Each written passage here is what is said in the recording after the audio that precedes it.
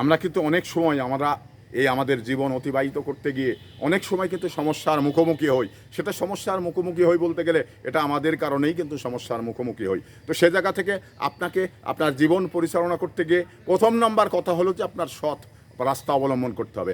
যখন অসৎ রাস্তা অবলম্বন করতে যাবেন তখন কিন্তু আপনি ঠেকে যাবেন কোনো না কোনো জায়গায়। তো ঠেকার যখন যাইবেন তখন কিন্তু এটা নিয়ে নানান প্রসেস মেনটেন করতে হবে, লোকজন ধরাধরি করতে হবে, তারপরেই কিন্তু আপনি ওই জায়গা থেকে বেরিয়ে আসতে পারবেন।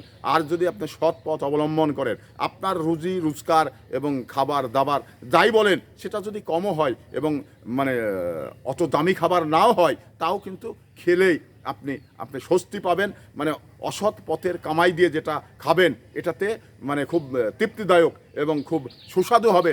এবার সাময়িকে যদি আপনি অসৎ কর্ম দিয়ে মানে ভালো খাবার খেতে চান তাহলে হয়তোবা খেতে পারবেন, হয়তোবা খাবেন, কিন্তু মনের ভিতরে দিবানিশি কাটার মতো বাঁধবে।